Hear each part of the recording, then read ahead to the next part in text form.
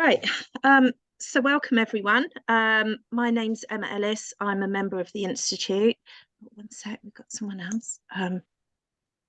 And welcome to In Conversation. Just to let you know, this is an informal chat and it is a two-way conversation. So if you want to ask any questions, then please do feel free to ask any questions.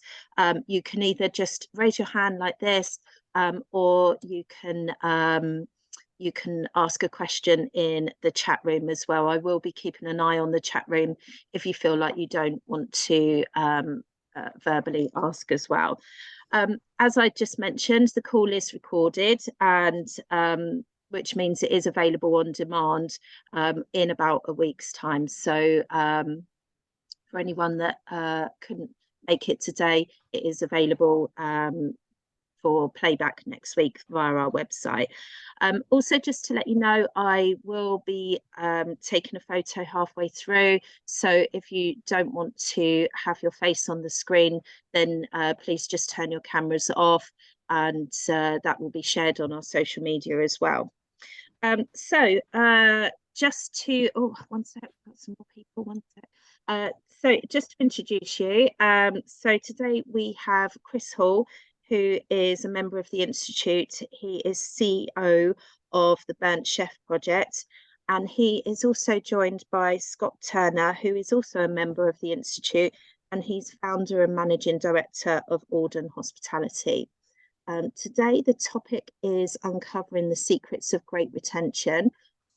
So over to you, Kris. Do you want to just give us a brief overview of what you do and tell us about the secrets of great retention? Sure, no problem. So good morning, everyone who's watching this now and listening later on. I'm the CEO of a social enterprise called the Burnt Chef Project, which, if you haven't come across the Burnt Chef Project, is well worth checking out.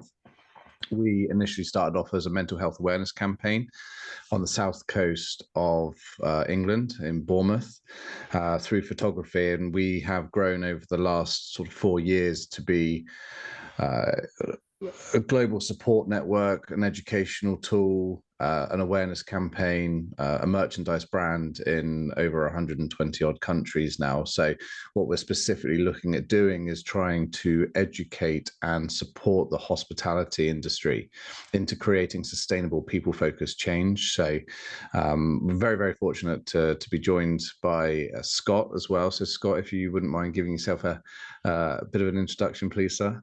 A pat on the back, I thought you were going to say then. Hi, I'm Scot. Really good to see so many people we recognise on the call today. So thank you very much for coming. I am the founder of Auden Hospitality. We're a hospitality agency who works with hoteliers and operators to help them think differently to grow their business. So what does that mean? That means we go in, we speak to operators, hoteliers, we look at what their pain points and challenges are, and we help them put a plan in place that over 6 to 9 months can help them navigate through that.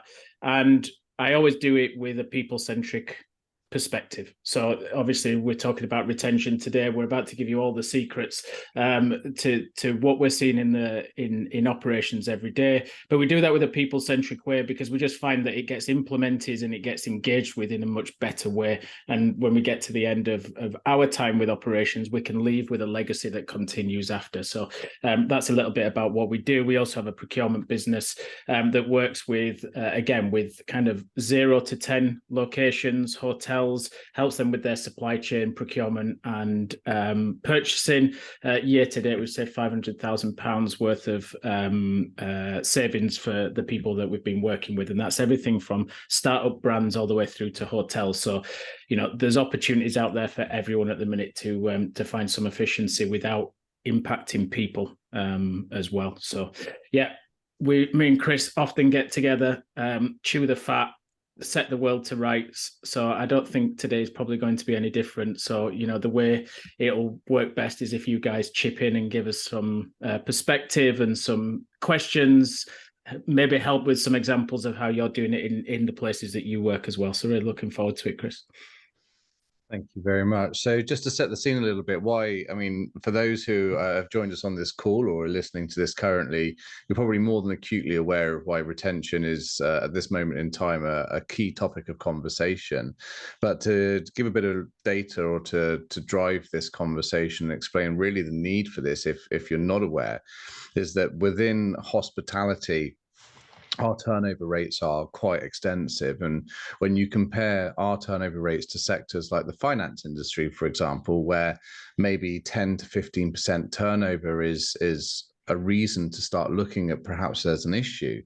In hospitality, according to 7 Shifts data, we have about 125% average turnover rate, which is just, it's quite shocking, really. And especially when you're talking to operators who go, yes, I'm targeted for 120%, which means that it's already higher than that in order to be able to get down to reasonable levels. So it's just been chalked up to, and as Scott and I talk about, that's just the way things are, right? That's just hospitality. We have people come, we have people leave, 90-day tenure.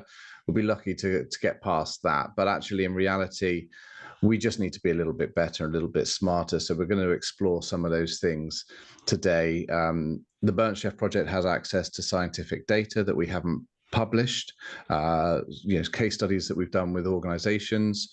We've also managed to scour the internet and pull together about 40 different reports around different subjects around mental health, well-being, culture, leadership, turnover. So we'll be drawing on those today as well. So Scott, over to you first and foremost. I'm going to throw you straight in the spotlight, not under the bus, because that would just be harsh. What is it like in your experience of working with organizations? What is it that firstly is one of the key drivers to poor retention? I think the thing that I see most often when I go into operations is overwhelm. I think that's probably the most significant thing that you see, and you find it a lot where we're not giving people the necessary skills to handle positions they're in potentially. And then what we do from there on in is we just keep putting more and more on the to-do list. We create more admin tasks, we create more reporting, and all that does is it gets people into a scenario where they don't know which is more important. Is it the guest? Is it the people? Is it the admin? Is it the boss? Is it the finance guy? So I think, certainly when I go into operations, we're looking at what the task lists are of the key people that are operating the business. And that's in terms of where our specific scope is. So I'll give you an example. Working with a client right now, F&B manager in place. I literally shadowed that guy for about a week and looked at what he was spending his time on because he wasn't present on the floor enough. And we found out that there was so many manual tasks, there was so much reporting that actually meant he couldn't be there for his team and be present.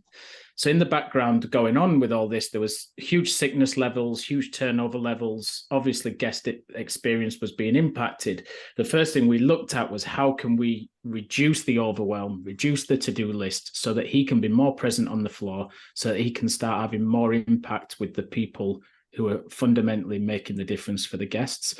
So I think that's one place where I think we really have to understand in businesses where we can help operators create this admin, create these to-do lists and make it more efficient so that they can get back onto the floor with the people, because that's where they can make the biggest difference.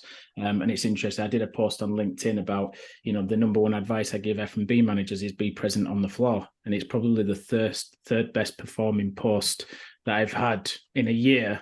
And, 850 impressions over the last year on LinkedIn. This is the third highest performing. So there's emotion. It's had 50 reposts. It's had comments. So people know it. We just don't allow the operators the chance to do it. And I think, with lots of conversations around how tech can help with that, how looking at what those tasks are and actually do people read them? Do people find them useful? Do people really need to be doing them? Because fundamentally your people should be on the floor with guests. Can I just ask, was that a head office pressure for that person to do, to be so admin based? Was it a head office pressure to actually, have to do lots of reporting?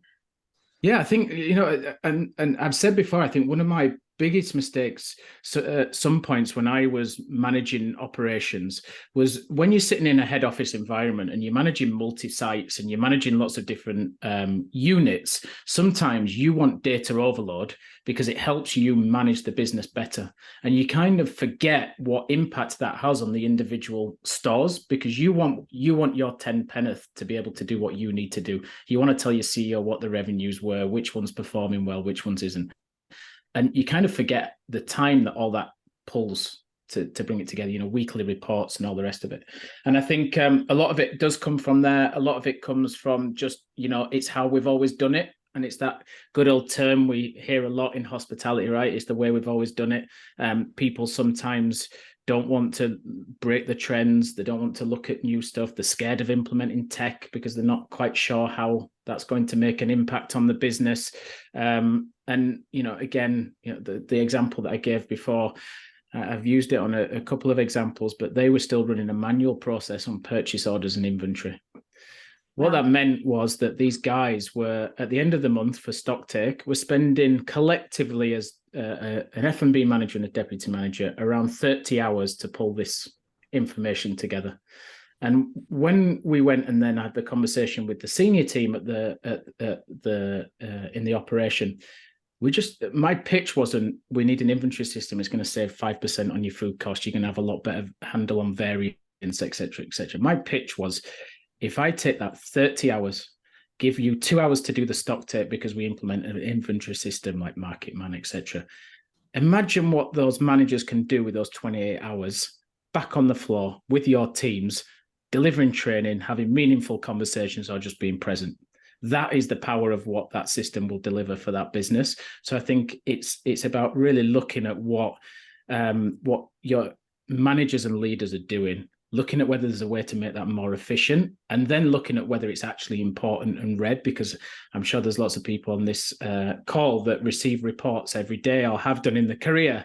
And how many times have they actually sat and given them the time that they're due and the time that their people have spent into putting them together? So I think, I think if we're starting to look at why we have retention problems, I think that's one of them. But we shared on the warm-up call the other day, and Andrew's on the call as well, and we had this conversation on his podcast. Is, I think, fundamentally as an industry, we have an engagement issue as well.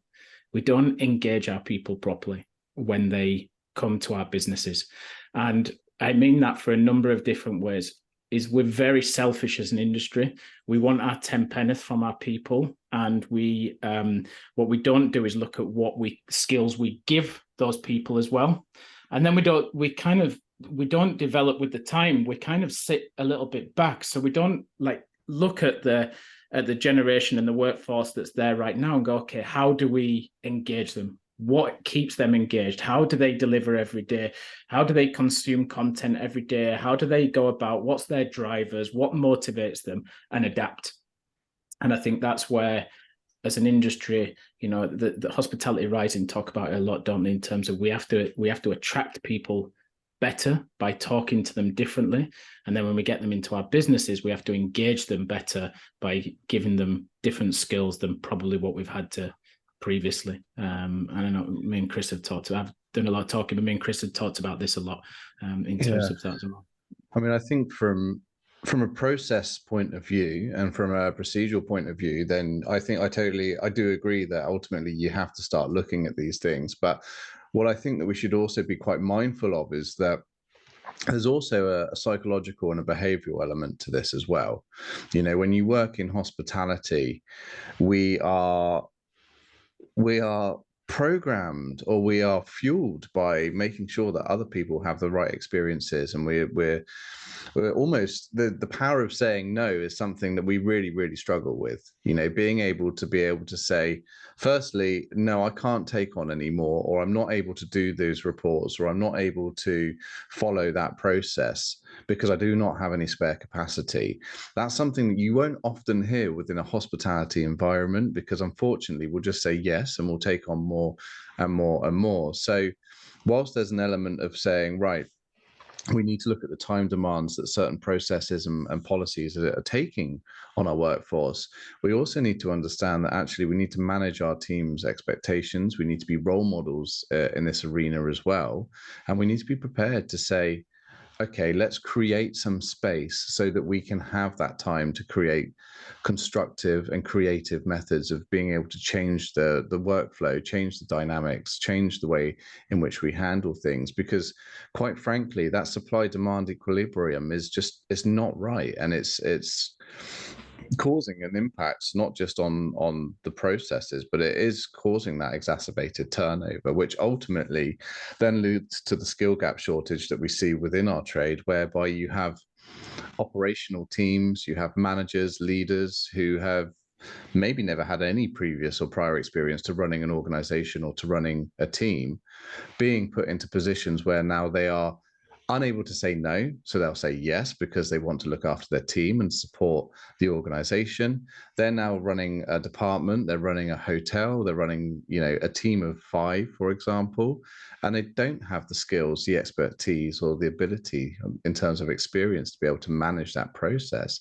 And that all again starts from that inability to sort of say no at this moment in time. So that has to start from the top. It has to start from the CEO level. It has to start by demonstration of example.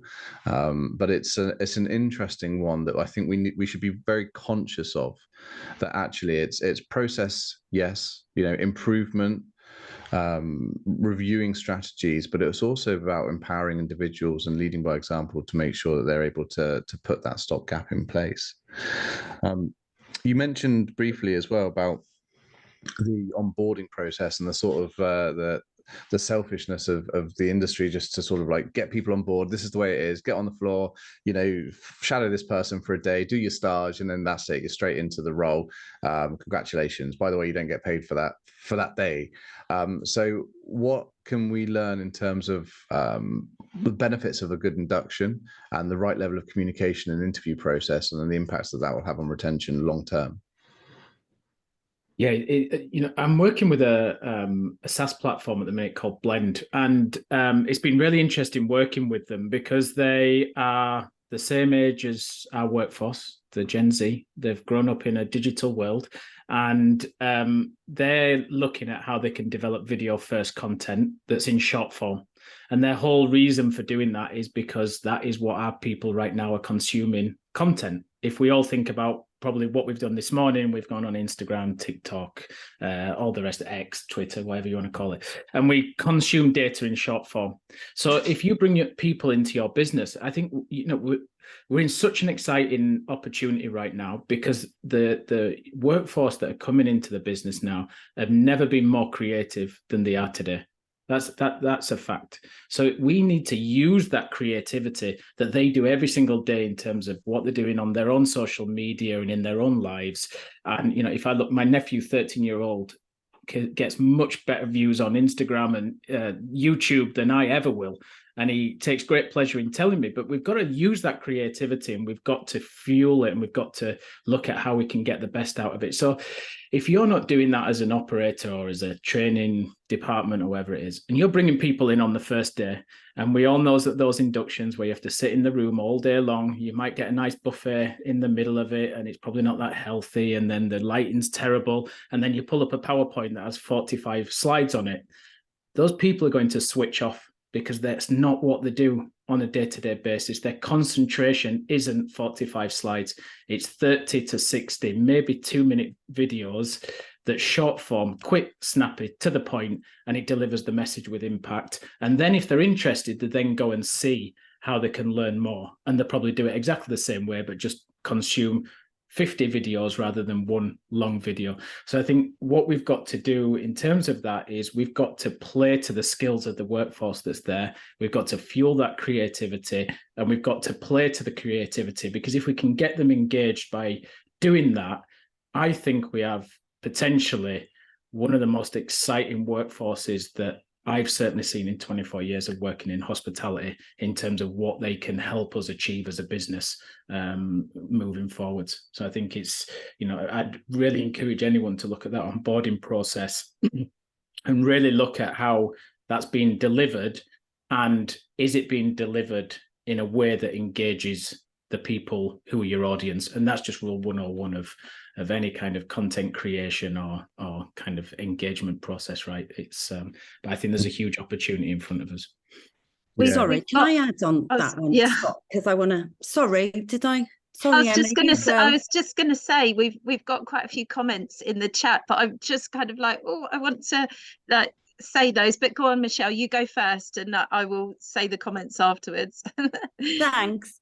I think the whole point about the psychology piece and understanding the generation is so important. And in both parts, the issue is we have with hospitality is we have a hierarchy. Yes, that's how the business is run and continues to run. They're not used to it. They've had a voice from the moment they've had a mobile phone. And so the key part of our induction piece isn't just what are we going to teach you about the company and what are our purposes, because they want to know that bit. Half the time is going to be, what do you need from us? Because if we want the engagement, everyone's favorite topic is themselves. That's just basic human situation. So half of the induction doesn't even have to be a slide. It's just a connection, especially after COVID. Let's connect. Let's see what they need from us and not make it about us, make it about them. And that engagement, then they will teach us as we go along. Yeah, and it's a very valuable point. Like, if anything, since COVID, we just want to be seen as human beings, right? And we had a lovely testimonial come through to us yesterday from one of the users of our support system who messaged on behalf of her husband, but the volunteer on the other end of the line was just like, this must be really tough on you. How are you? And she took the time and energy and effort to go, I was seen. Someone saw me, and that felt so good, and I wanted to share that experience. And I think it's often underrated. You know, we work fast, we work hard. It's an incredibly, for anyone who's come outside of the sector into hospitality, you'll understand how quickly our industry moves and the pace and the ferocity that you have to work at it. But I think we do so at sacrifice of understanding that we are probably the most personable industry out there. You know, connection is what we do, and yet we seem to forget that with even the most important part of the hiring process, which is the interview and the onboarding process. So it's a really, really strong point, Michelle. Thank you. So I was just going to say the comments that we have. So Michelle had mentioned the impact on distraction. As one of the comments. 100%. I mean, it's you know, I've read Johan Hari's book Stolen Focus, and that talks a lot about how distraction can have a huge impact on productivity. And I think, you know, it's back to that point of making people do tasks instead of being on the floor. If there's a distraction there, they have to prioritize, and you know, that distraction takes time to get back onto the floor, doesn't it? So I think it's a huge message for me with whenever I go into businesses and work, is looking at people's to-do list and looking at the impact of that to-do list. I think that it's a good takeaway from that one for sure. Adam's written, from my experience, clients are willing to spend money and time on improving customer engagement and retention, but don't follow through on their internal teams. And Karen agreed, focusing on guests and not the leaders / teams. If I can jump in there, I think for me, my organisation and what we do, it's about that retention and engagement from a customer perspective. So my whole business is focused on how the customers feel and how we make the customers feel as the end product. And we're kind of running the bath with the plug out, because they spend all this money and time on how do we get more customers in the bathtub, and how do we, you know, have a better hotel, a more profitable hotel, a better experience and a better venue. But actually, we never look at how do we put the plug in the bathtub and go, right, how do we fix the problems? And some of the issues that we see, and there's marketing money they're allocating and spending to correct the customer retention element, is completely pointless in some respects, because they cannot back it up with the service they have underneath. So you need the kind of two things. You need the outgoing marketing side of your business to attract and retain customers, but you equally need that fundamental underpinning of your team, your staff, your engagement. So for me, this whole conversation about engagement retention is about engagement retention with customers, great, but it's about engagement retention of staff to deliver that customer experience is the most important aspect. 100%. I was just going to say, half the time, if you've got staff that are providing a good service, the customers will come back because they want to see those staff members, 100%. won't they? 100%. It's the way, right? There was a business I worked in. The scope was about revenue generation, and we put the halt on the scope of being revenue generation for about 2 months because the people weren't ready for it. And we focused on the people for 2 months to get them in the position to be able to do it. Because Adam's absolutely right. You can't have great guest experience without people who are engaged in a team that are going in the same direction and passionate and want to do the best for the business. It's impossible.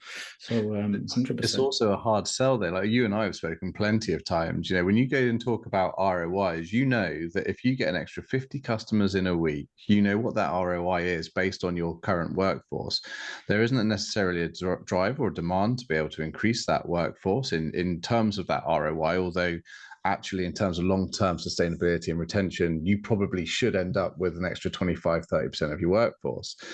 But you can see that direct ROI, and you know that within a month, 2 months, the chances are you probably have more money in the bank, right, in terms of cash flow, potentially profit if people stop leaving. However, when you talk about long-term retention and ROI, effectively you could be waiting 12, 18 months to be able to see that. And we are a very, very great industry when it comes down to being able to adapt and to be able to make sudden changes. A table of 40 walk in, supplier hasn't turned up, the fridge has gone down. We will get that fixed. Someone's had a bad day, we'll put a smile on their face. We're very, very good at that, very reactive. But actually, when it comes down to longer term strategy and pragmatic planning, when you're looking at things like ROI, often it's not the first thing we want to look at, which is we can quite clearly see the impact that that's having. And all it takes is one organization to set the lead with that and go, hey, we started this 24 months ago. We've got 30% turnover rates. And there are organizations that we work with who do have just 30% turnover rates. Their longest serving member of team is there 55 years. Everything about the whole organization feels lovely. People are happy. They take time to talk to your day. But it's about being able to promote those and to be able to tell those stories and actually use that competitive element that we have in hospitality to work in favor rather than for those quick wins that might not necessarily lead to long-term results. Kieran's just written. I was just going to say, Kieran's just written ROI takes time to see, but COI is apparent very quickly, cost of inaction. Sorry, Andrew. Go on, you go ahead. I was just going to say, Kris, hopefully there's not too much background noise here, but with those businesses that you're finding with the 30% turnover rates, and it's something I see when working with people, it's getting that focus on the employee experience as equal as the focus is on the guest experience. And we're talking about retaining those customers, and like I think Adam said before, if we can get a happy workforce, that's the key to having that level of guest experience. It keeps people coming back. Yeah. And do you know what? Often enough, when we talk about this, we're talking about ROI, right? So instantly you think that there's a big cost attributed to this. But Michelle's point was see people for people and have a human conversation. That costs nothing but your ability to give permission, one, for that individual to share, and two, for you to have permission to be able to create that space. But it's small things. One of my tests when I go into an organization is I'll ask to use the toilet, and I won't use the customer toilets. I'll use the staff toilets. If I can't turn around in that toilet and it hasn't been cleaned for the best part of 3 weeks and it's got multiple people using it, there aren't easy access to feminine hygiene products and deodorants and other things, it gives me a pretty good indication that actually the employees aren't the ones who are being valued. Especially when you go into the customer toilets and they're, lovely marble and everything's on show and it's all display. Ultimately, sorting a toilet out will cost you less than £1,000, but the benefits that will give to the workforce, just to go, bloody hell, I'm seen. Oh, that's a really thoughtful approach. yes, if someone comes to them offers an extra 20k a year to work down the road for half the time, you might struggle. The toilet's not going to be the deal breaker, but it does build part of a larger picture. And then sometimes we don't need necessarily to look at massive expense for ROI, right? I use an example. There was a business that I worked in with Michelle, and our thing that we always drove was our customer engagement piece, which was 5 ECS. The first one was warm welcome. The last one was welcome back. And how many businesses transfer that into their people? You're absolutely right, Kris. The changing rooms, or even a manager just saying good morning to everyone when they walk in and see you again tomorrow when they leave. And it doesn't have to cost a penny. How many times the first impression of your business for your people is the changing rooms. The last impression is the changing rooms. So again, like you say, if they are right, then, the first impression, last impression sucks. It's no wonder people are walking away on the tube and thinking, actually, yeah, it's a bit grim. So yeah. And it could be, there's an organization that we don't work with, but one of our ambassadors does. And, they're a very well-known organization and celebrated for things like culture and pay, which they've got really right. But there are small things that are missing. For example, there's nowhere to have a break. They have to sit on the curb outside. And it's these small touches that, despite the fact that the salary is higher than the average within the hospitality industry, they're still going, yeah, but when it's raining, I get wet. And that's not cool. Like that makes me feel devalued. And it is these touches that are often so overlooked when we start looking at money and perks and these quick fixes that ultimately may not necessarily even relate to our workforce, right? Yeah, for sure. I mean, I used an example the other day where I think, if we're looking at non-negotiables for people now, I think that's changed over probably since before COVID, pre-COVID as well. And I think, no longer extra days, holidays, and a little bit of healthcare here and there, perks and rewards, no longer those things are nice to have. They're almost non-negotiable now. The nice to have bits are the bits that show you care. It's those meaningful conversation, those one-to-one chats, those chats about them, not about the business. It's, soft skills. What soft skills can you deliver or can you give to them over and above the hard skills that the industry teaches?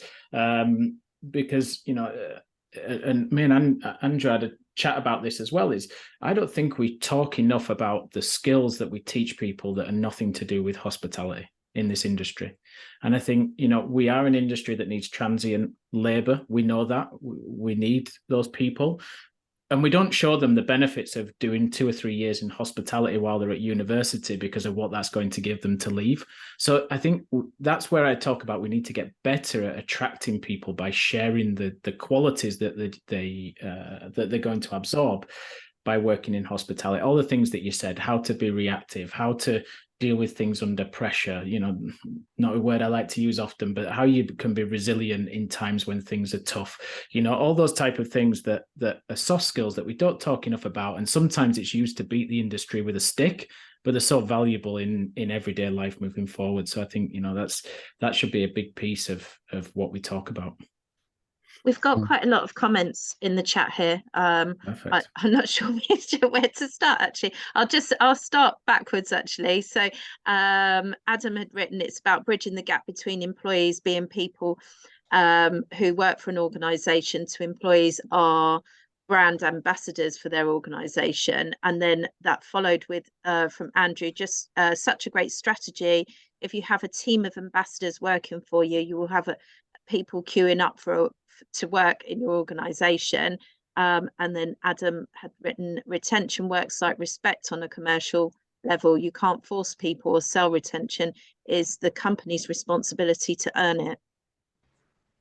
Yeah, there was another good comment actually that I really want to share an example because it's real life that's happened to me this week. Andrew talked about one in terms of onboarding and benefits and bits and pieces. So I saw a post from a guy in Canada called Jensen Cummins, and he was talking about how he was getting loads of no-shows on interviews. And he was trying to work out why it was, and just couldn't get a handle on it. He was arranging interview after interview and no one was showing up. So he decided to do like bulk scheduling of interviewing the next week. But what he did is, for every single person that was due to come, he did a video to them first, saying, hello, my name's Jensen. Really looking forward to meeting you. I'll try and get the link and share it. Really looking forward to meeting you. This is how you find us, because we're not that easy to find. And when you get here, come into the thing, ask for me, sit down, grab a coffee. I might be a bit late, but I know you're here and I'll come. His attendance rate went up to about, I think it was about 76, 77% of people booked. Wow. The week before it was about 10. And we had this issue in a business that was an operation I was working with last week. We tried it this week. Our attendance rate was 52%. It was 0 last week. And literally the guy got on the WhatsApp, did a little video very similar. This is the tube you get on. This is the line. This is how you find us. This is where you do. Might be a bit intimidating coming into the lobby, but when you do, go up to the bar and I'll come and find you. And it was 52% attendance rate. So sometimes that just showing that you care, showing that there's a personality behind it can make a huge difference. And that was literally yesterday. So that comment kind of lends itself to that sometimes it's not all about those obvious things. Sometimes it's just about the little touches that show you care and show you a little bit different that can give you the edge.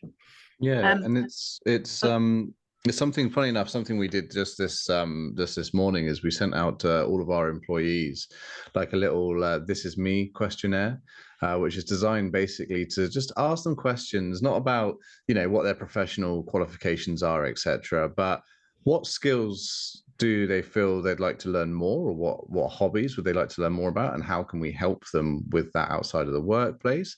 How do they like to learn? Do they like to be shown? Do they like to listen? Do they like to read?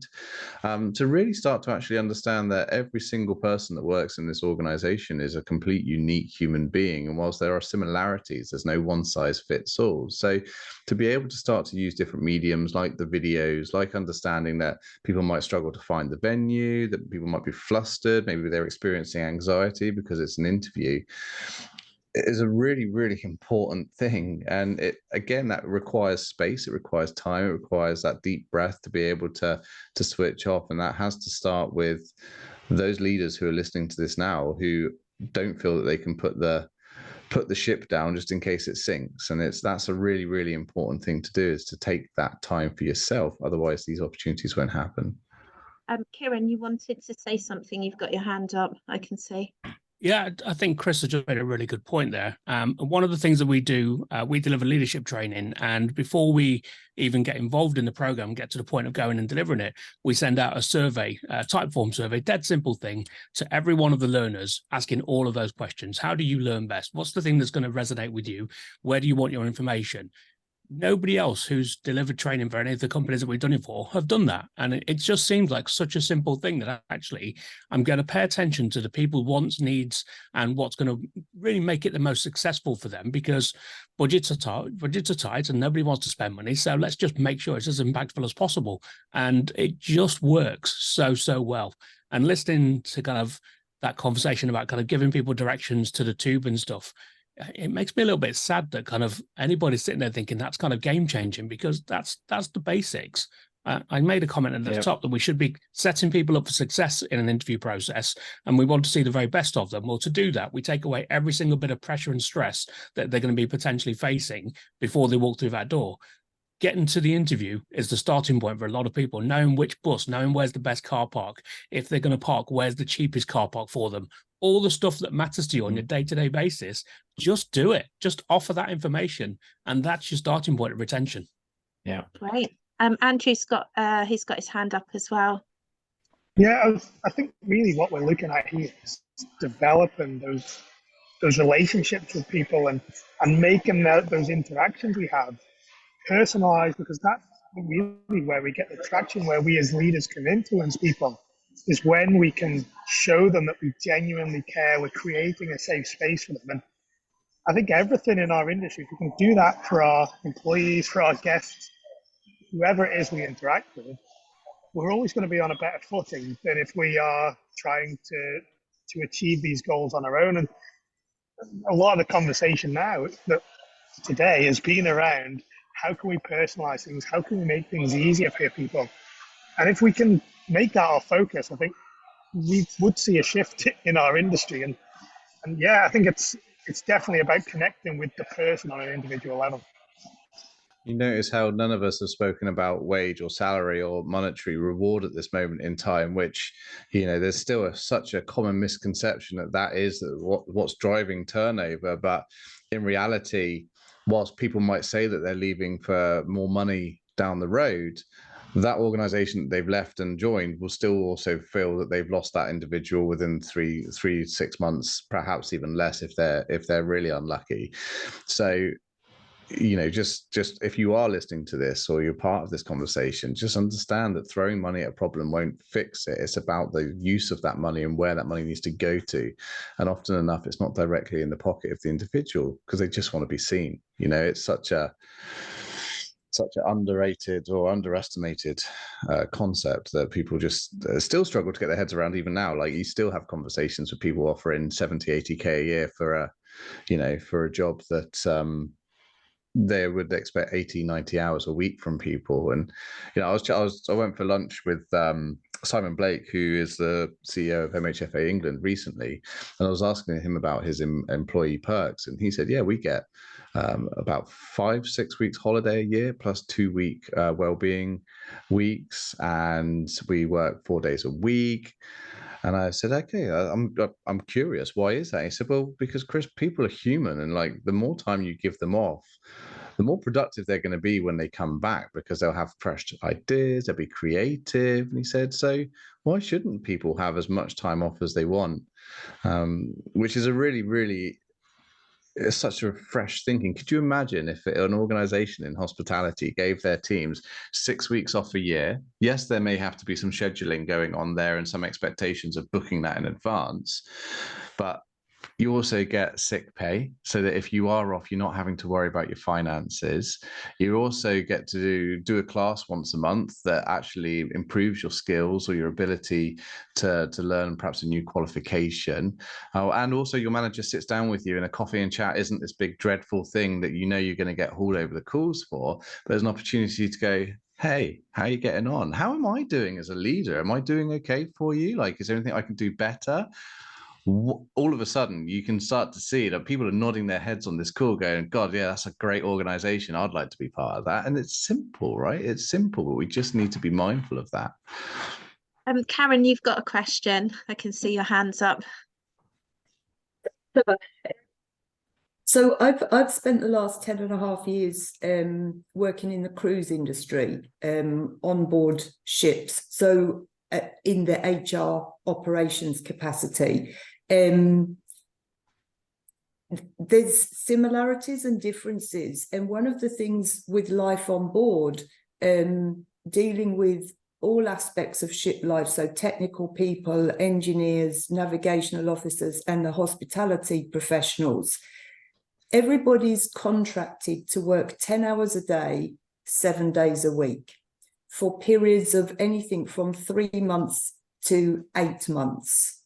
However, the culture on board is generally so positive, because the focus is on the crew, the team members, as individuals, regardless of their nationality, regardless of their position, because in order to deliver the guest experience, if the onboard team, who are going to spend anything from 3 to 8 months on board, are not happy, are not fulfilled, are not engaged, that cruise experience, so let's say the hospitality experience, is not going to be as it should. And I just find this conversation, I've written pages of notes already, but it starts with the talent retention, the talent acquisition and the onboarding. A couple of times it's been referred to as a process, which, yes, it is. There's steps that you go through.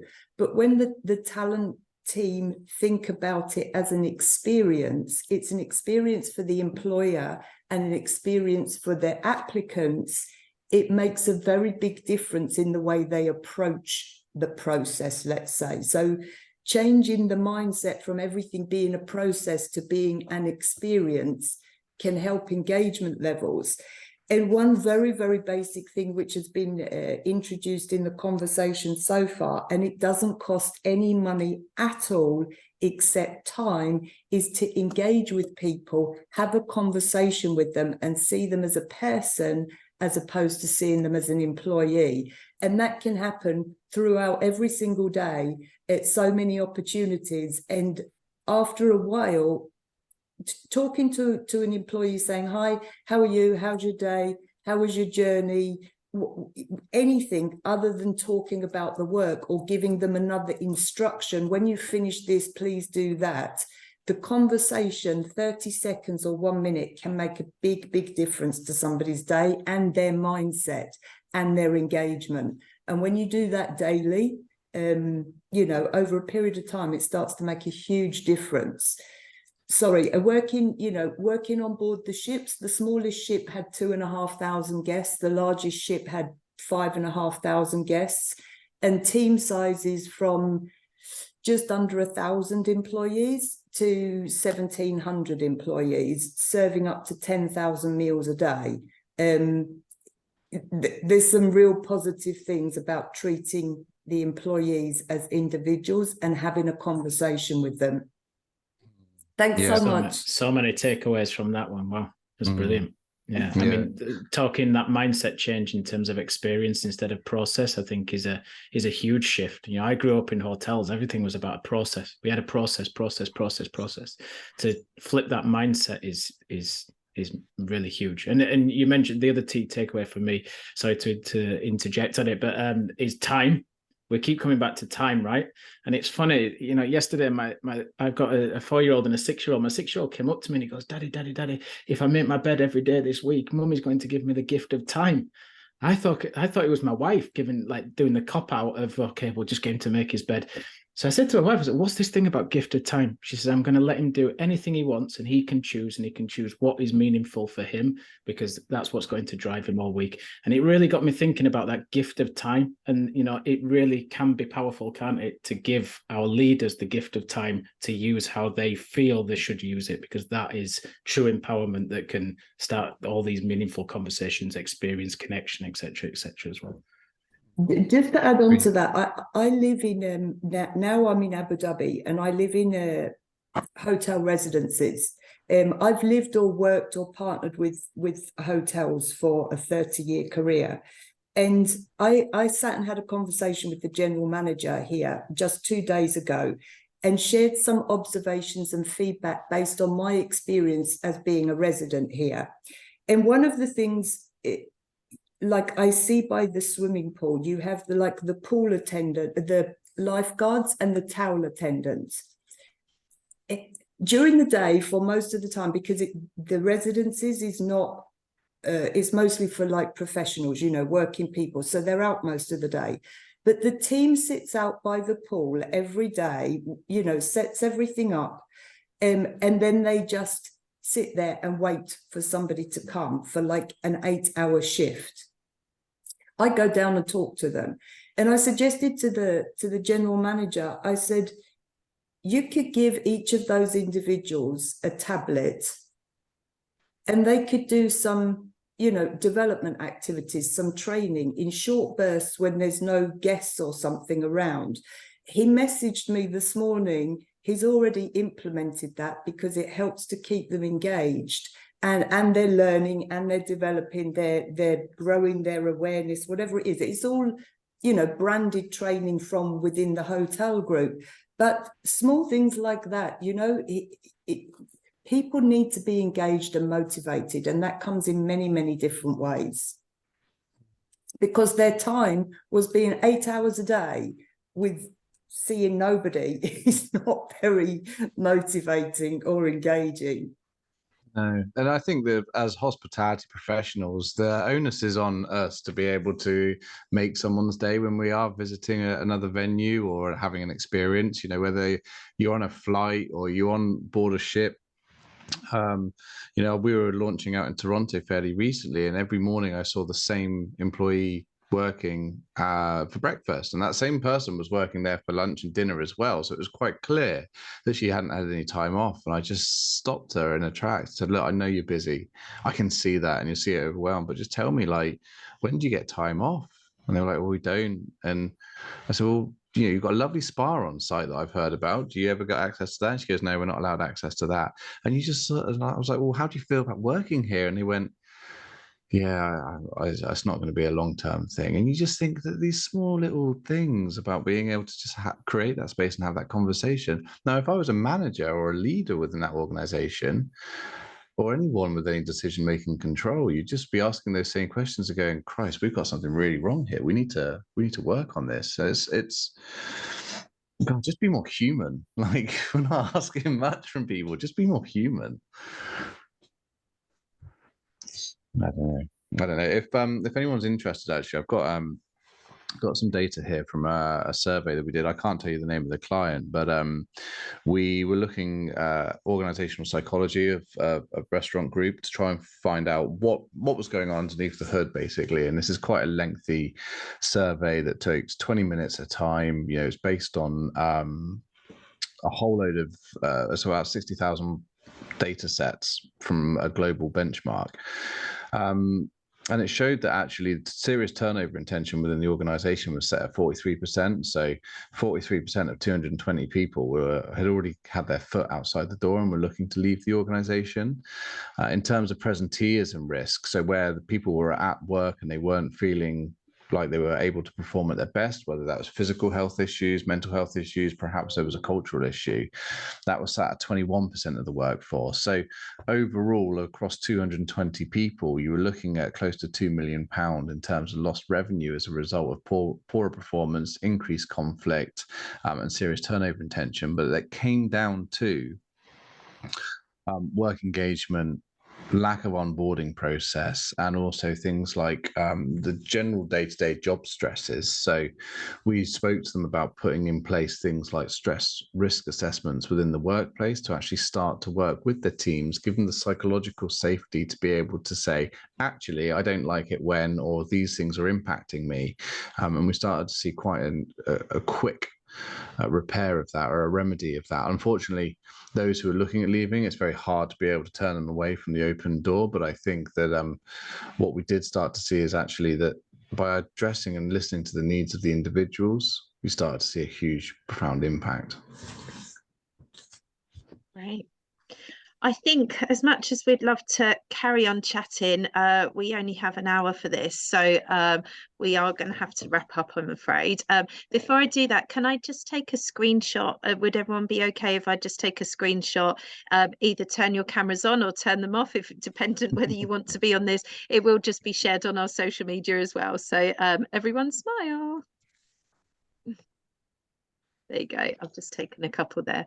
So has anyone got any other questions at all for Kris or Scot at all that they want to ask before we wrap this up? Can I ask Kris, please, if you could only give me your email to get in touch with you? Yeah, certainly. After the meeting. Yeah, I'm an academic, and I'm interested. My research is on retention of chefs. And the reason why I joined was because I knew that you would be here.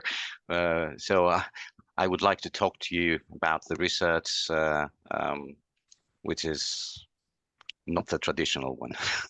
Okay, by all means, I can share any research pieces that we've used during the development of our work as well. So they might be able to support your work from that perspective. So yeah, I'll put that in the chat for you now. Thank you very much. Thank you. Great. Okay, well, thank you everyone for joining us. It's been a really good conversation, and I think maybe we need to revisit this again in a few months' time, because there's a lot to talk about. I had a whole list of things that I could possibly ask and didn't get a chance, and there's been a whole heap of chat in the chat room as well, and I apologize if I haven't managed to say all your comments. They were fast flowing, so thank you everyone for joining us today.